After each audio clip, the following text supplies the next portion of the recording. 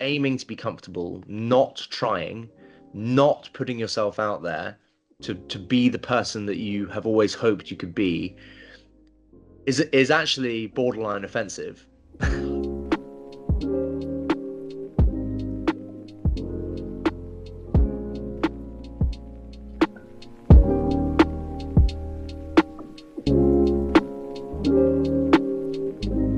So yeah, when you're in camp for 18 hours, and the temperatures are kind of soaring to, high 40s, it's quite problematic to find comfort. So, you're either in this kind of greenhouse style tent where you're outside of the UV, but it's even hotter than outside, or you're kind of outside, covered up, which makes you hotter still. So a lot of the time there wasn't any phone reception either, so you're not kind of banging out emails or calling your loved ones, as often as you'd like to. Maybe you're just there, and I suppose the good thing about it is you are able just to focus on that. Like for me, as a mental exercise, my reality just became, I have 30 of these to do, and 30 days is going to be like this, and that is that. There is no, there's no debating it. There's no changing the goalpost. There's no, that is just that's real. That's happening. We're in. Let's go. And I was fortunate to have trained in a heat chamber for about 12 hours in 2-hour chunks, where I could get really comfortable with discomfort. And I think that is it's been a huge life lesson for me. I used to, and I still love comfort. I think it's human nature to love comfort, right? But there has to be a balance between comfort, discomfort, and pain. Even it's impossible to grow, in my opinion, unless you suffer and learn. And that's part of the reason that I'm attracted to ultras, because the feeling of pushing the boundaries of what feels normal, firstly to me is really exciting, makes me feel very alive, and secondly that ultimate feeling of success is really addictive, and I have an addictive personality, so I'd much prefer to be addicted to success, pushing myself, driving myself forward, change, growth, than alcohol, drugs, whatever else it may be. I get people sometimes that say to me, and they mean it in an insulting way. They're kind of like, well, you've just replaced one addiction with another. And that is absolutely right. And I would, that would be my advice to all addicts, if they're able to do that. If you're able to put down the bottle and pick up a pair of running shoes, I know which one I would choose. So it's completely transformed my life. Health, fitness, well-being. I'm your stereotypical 36-year-old who has, suddenly realized that my health is really important, and kind of, I do a lot now. I take a lot of action to try and make sure that I'm living the healthiest life that I can, and it's very empowering actually, and it gives me a lot of purpose. Good preparation is the antithesis of jeopardy, essentially. When you go into any potentially dangerous situation, jeopardy feels like entertainment, right? It particularly coming from a television background, whatever. So I'm fully aware that when I do these things, people want to see me suffer, and I'm sure that we would raise more money if I were suffering. But ultimately, if you are very well prepared, and this goes for anything, starting a business, relationships, even, just like, if you are conscious and prepared and you understand the task at hand, you are more likely to succeed and less likely to be, coated in jeopardy, which, isn't really why we were there. Whenever I would get messages saying, well, this looks easy, it looks like you're enjoying yourself, that is, albeit slightly short-sighted, it's a compliment, because obviously all that says to me is, you've worked for months and months and months to pull off this month, right? The challenge doesn't start on the 27th of July or whenever it was, the 29th of July to the 27th of August. That's the end of it. Like I'd spent, the majority of the year preparing to make it as easy, in inverted commas, as I could. That's the point of the preparation. it's the first time in my life really that I had prepared in that way. I've always been a wing it kind of guy. I winged my wedding speech, which it was stupid. I winged my A levels, which was stupid. You know, like I've winged a bunch of stuff in my life, and I always kind of saw that as a superpower, and it's not. You know, not preparing for things is stupid. And if you can prepare for something, whether that be your GCSEs or your first marathon, do. You know, I've run a marathon before on no sleep, having come straight from a nightclub. My first marathon, I ran on no sleep, having come straight from a marathon with no preparation. And I ran it, and I completed it, and I got my medal, and it was fine. But it was an incredibly painful experience instead of being something to celebrate. You know, I was in bed for 4 days afterwards, ill, because my body had never taken on something like that. Whereas now, you know, I'd gladly just lace up and go and run a marathon on my own with a bit of music and go to work afterwards. You know, it's no big deal anymore because I have prepared myself to be able to do things like that. So yeah, good preparation, antithesis of jeopardy. And nobody actually wants jeopardy. Well, the viewer might want jeopardy. We don't want the jeopardy.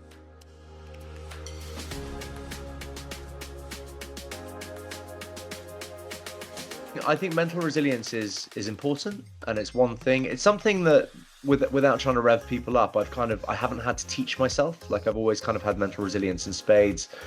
I lost my brother when I was very young. It gave me quite a thick skin, and also made me realize that, you know, life can be pretty unfair at a young age. And you know, I was never the person to go to if you had a problem or an issue, because I would find it unusual that people would think that what they were going through at work would be a serious issue type thing. You know, I've always been quite a resilient, you know, get up and go kind of person. I had a father who I'm incredibly close to and always have been, but he was quite a stern northern guy. There was very limited space for weakness in my family, and you know, I think it's a funny way of looking at things, because, you know, I'm a little bit like that with my boys, and I kind of know that I shouldn't be, but also I think it's quite a good lesson.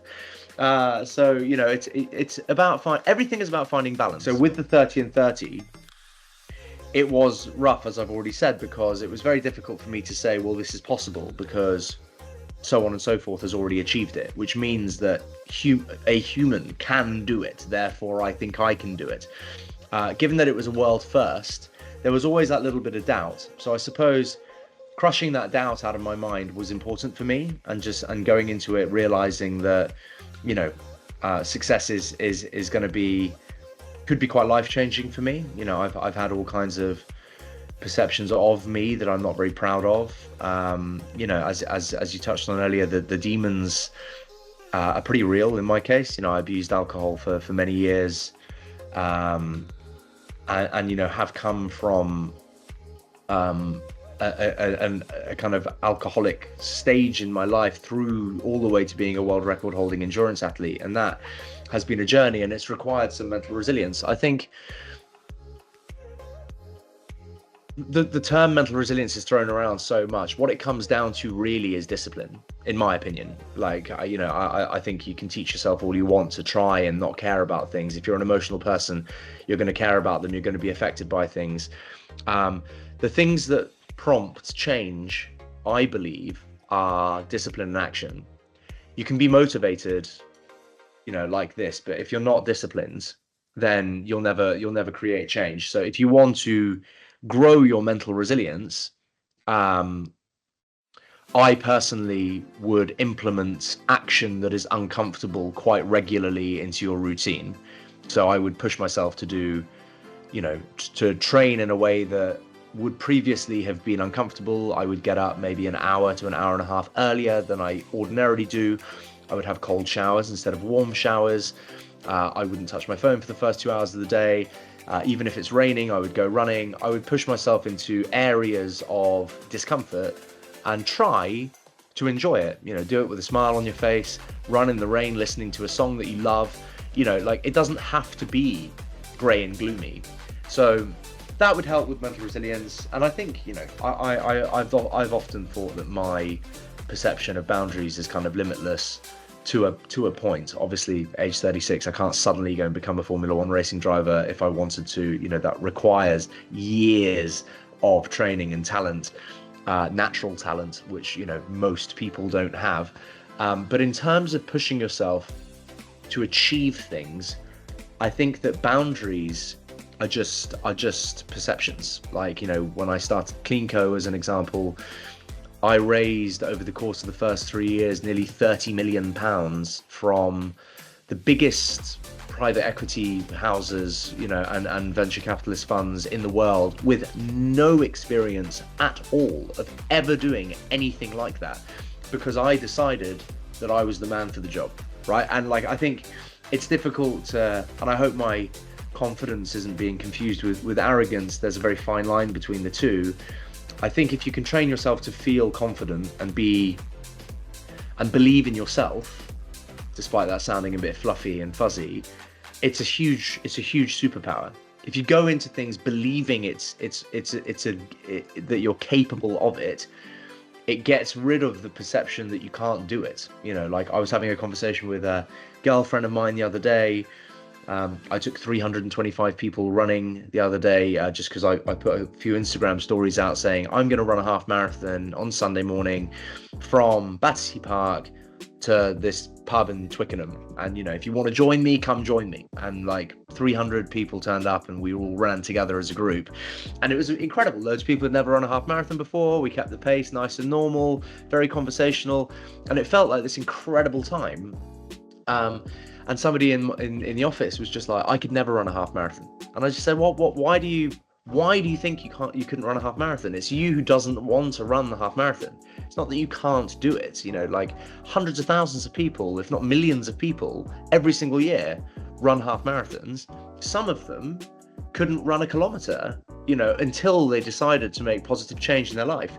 I think I would have really struggled to have run 5K 6 years ago, when I was, very overweight by my standards, grey, ill, smoking heavily, drinking heavily.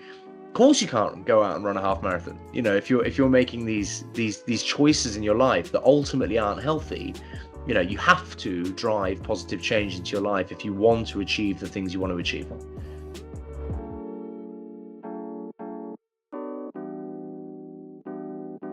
That barriers are a perception, that everyone has potential, and that I think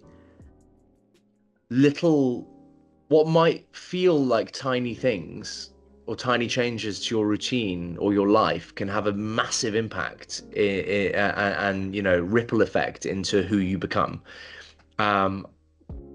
It doesn't really matter what stage of your life you're in. If you would like to change and you would like to grow, that is entirely possible, and it's completely up to you. Don't listen to people who say that things aren't possible. I literally can't bear it when people say they can't do something. I think it's crazy to think that way. It's far healthier to think you can do everything and then realize you can't, right? Because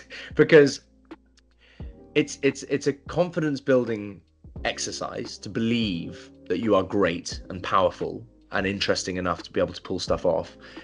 And then when you can't, invariably, the failure is a lesson. At least you tried, right? So I think that not trying is a monster crime in all of this. Like, aiming to be comfortable, not trying, not putting yourself out there to be the person that you have always hoped you could be is actually borderline offensive. I think everyone should attempt to kind of go after their dreams and push themselves. And it simply doesn't matter if you fail. That's something I carried around with myself for ages with CleanCo. Like, I was like, we take all these risks, we push the boat out, but if it doesn't work, the company's going to go under and everyone's going to think I'm a failure. I couldn't give a shit about failure anymore. It makes no difference to me, firstly, if people think I'm failing. I don't really care. As long as you're invested in things that you really care about, that give you purpose, that you are happy with, if you don't make it, jump onto the next thing. Just jump into the next thing straight away. And I think, anyway, like that's, being afraid of trying is something that people should attempt to move through.